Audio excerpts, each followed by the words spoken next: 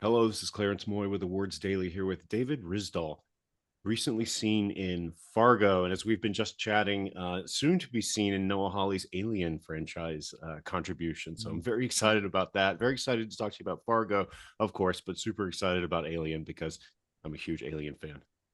Dave, it's Oh nice to yeah, meet you. so am I. Nice to meet you too. Very nice to meet you. I'm excited to talk about Fargo, and I think you'll be very happy with what's happening on Alien. It's been very fun to shoot it, so we'll be talking maybe maybe I don't know next about Alien next Yeah.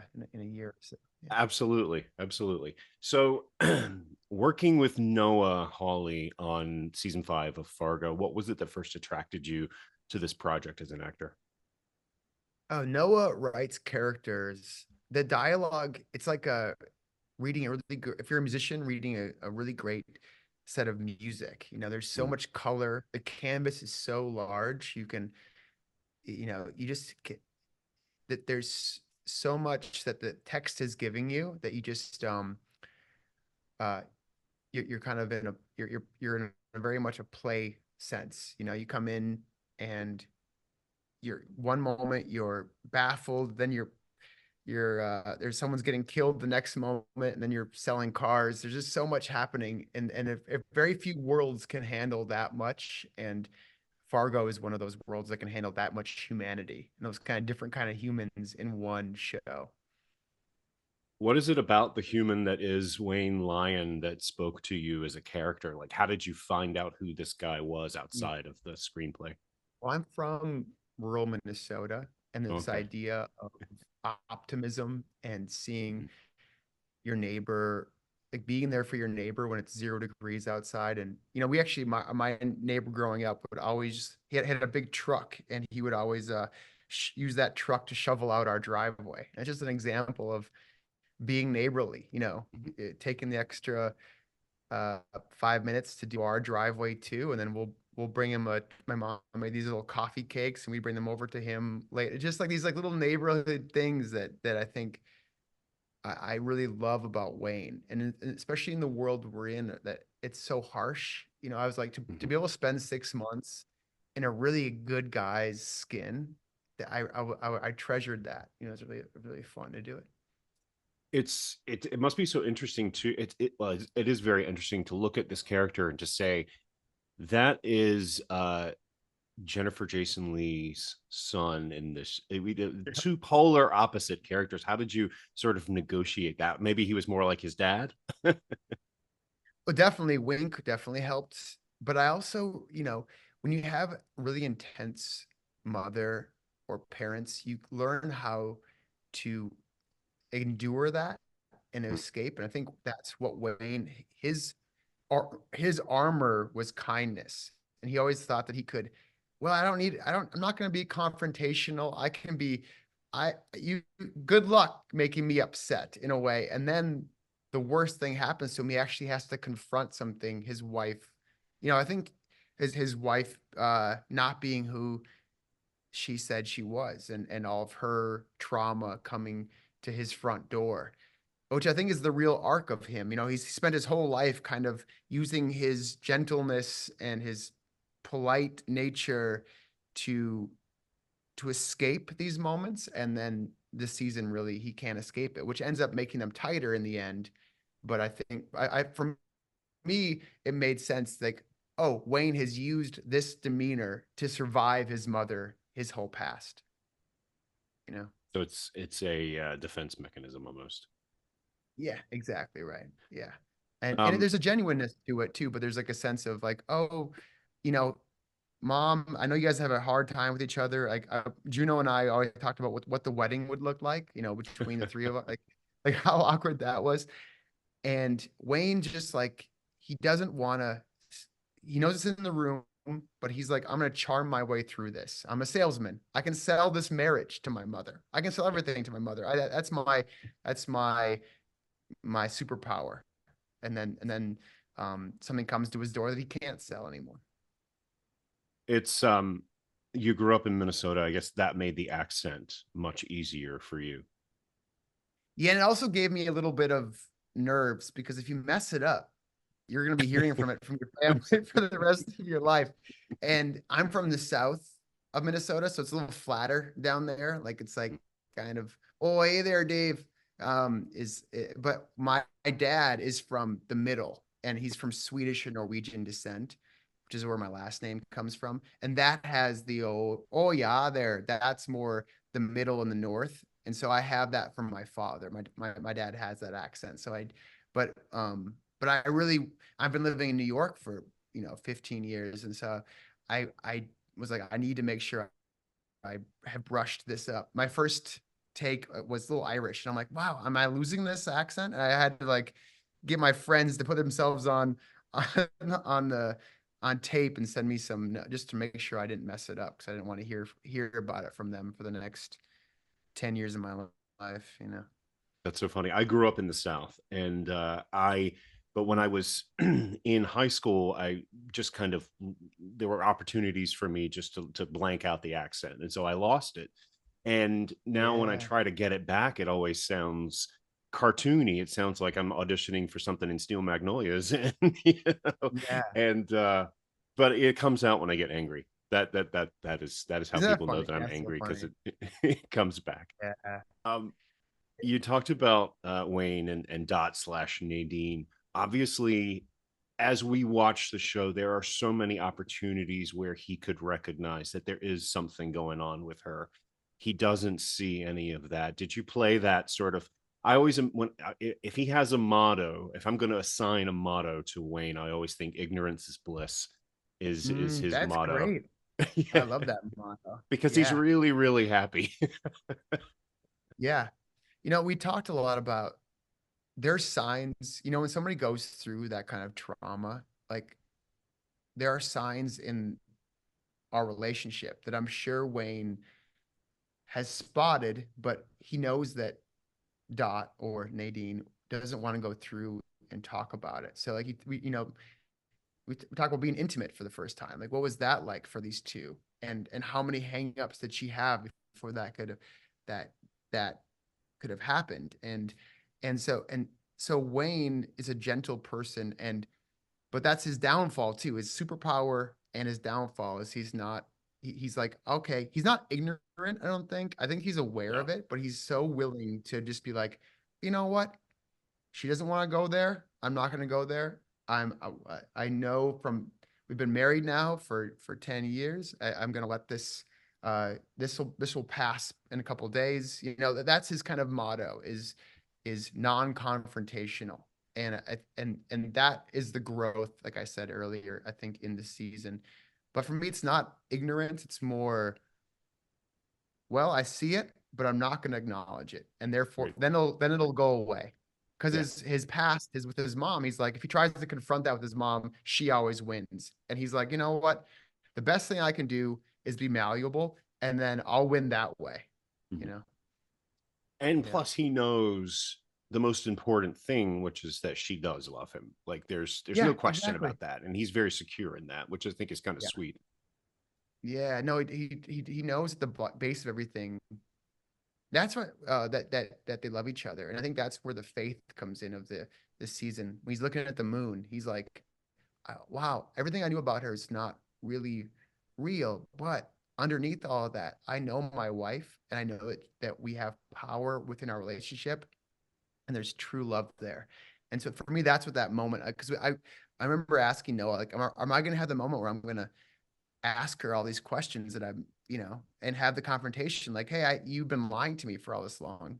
And he's like, no, I don't think you. And I was like, you're right. I don't need that moment because I realized that she's was trying to protect me, and she had to have her own journey through all of this. And that moment with the moon and then telling the story to my daughter is for me that moment of acceptance. And Mhm. well, we're going to tell our own story as a family about our future. And let me tell you a story about your mom. And she Right. wrestled alligators. For me, that's Wayne coming to a peace about who his wife is and what they have formed as a family. I like that. I like that. So halfway through the season, Dot sets up booby traps in the house, Yeah. and of Yeah. course he's trying to escape and touches the live wire, and you become Mhm. electrocuted. How did you? in terms of the mechanics of that performance when he's in the hospital and kind of Mhm. brain addled, how did you determine sort of how you wanted to play that without going sort of over the top? Yeah, great question. There's three scenes of me in the hospital, and I wanted each of them to play a little different. The first one, I really think he's in a childlike state. It's like when you're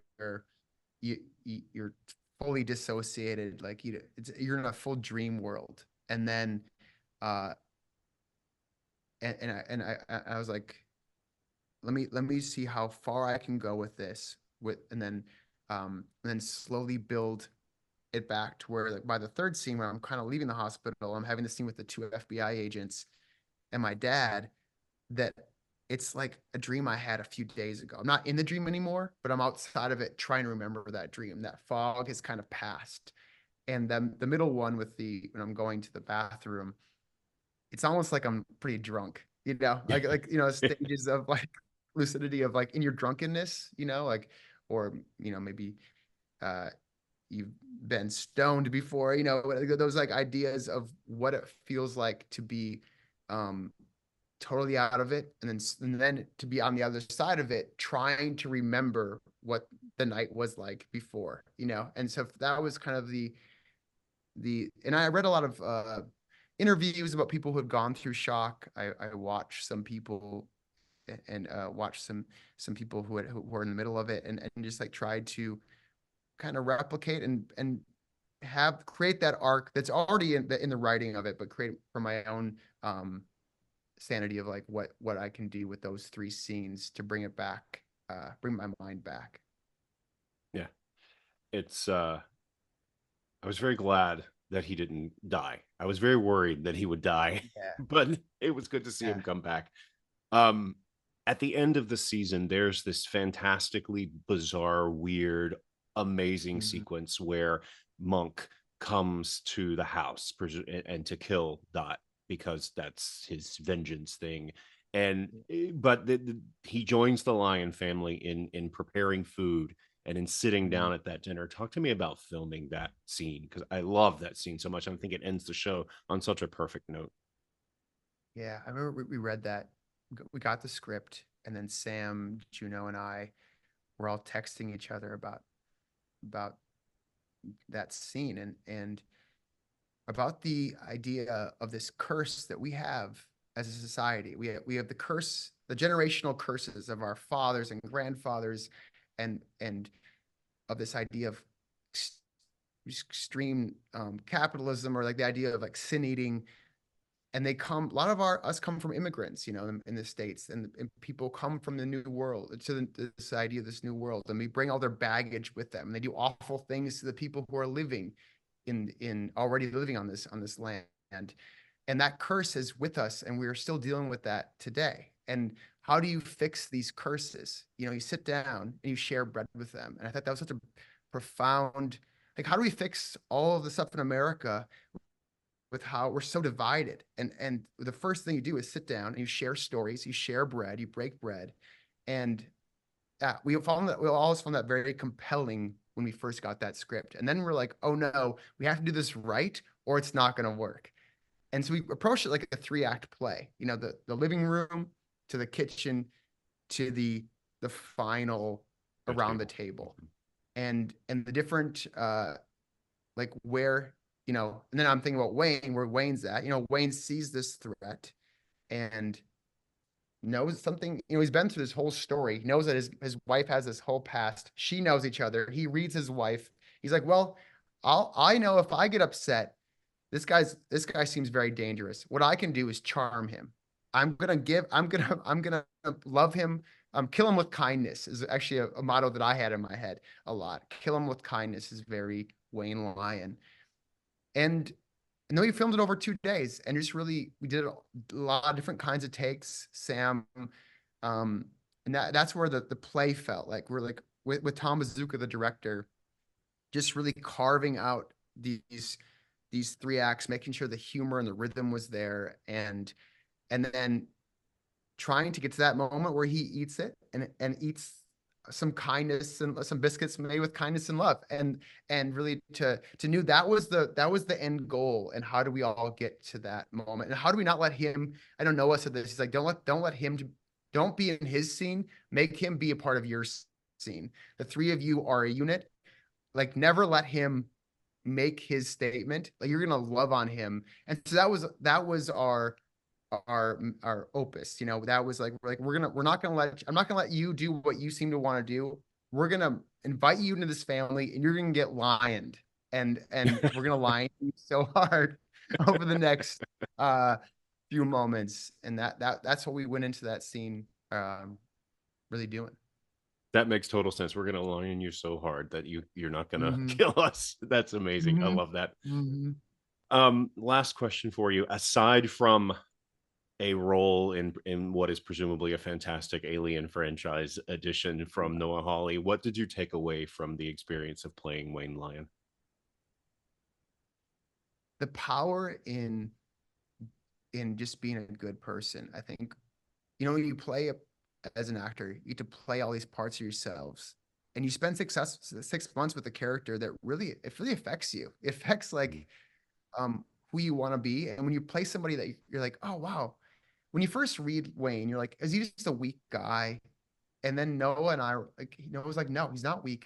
He's a strong in who he is and his love for his wife. And I'm like, yeah, there's power in that. I felt that in myself. And I'm like, there's power in loving your wife, supporting your wife, and to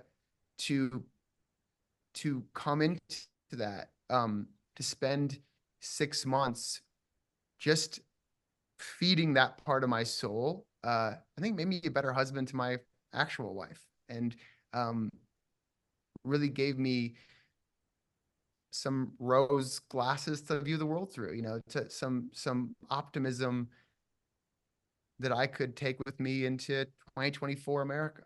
Yeah. The power of positive thinking. The power of positive thinking and just being good to your neighbor, and this like Mm-hmm. idea of what you owe your neighbor, you know. Yeah. And I think Wayne grew up very privileged, and then suddenly in that, like, well, give a car, get a car speech, like he's like, well, what do we owe each other? And I think he's going into life. That's for me like another one of his arcs. He's like has to tend with the fact that he is privileged, and his wife has come from all of this, and he didn't even know it. And what does he owe the other people who have gone through this kind of trauma? And maybe we can help fix. You know, for me, that's like why he ends up loving Sam Spruell's character when he comes in. He's like, I'm gonna get you a pop. I'm not gonna like. I'm gonna. My wife has been through a lot. Maybe you've been through a lot too, sir. Mm-hmm. And let me love on you. Yeah. I love that. I think it's a great message that I think a lot more people should take Yeah, from this season. yeah, All right. yeah. Well, David, thank you so much for the time today. This was fantastic, Well, and thanks it's so great to much meet you. for And I having can't me. wait to talk to you about Alien. Oh, I can't wait. Yeah, it'll be fun. I can't wait to. Yeah, I think you'll like it. I can't wait. Take care. Take care. Bye bye. Bye bye.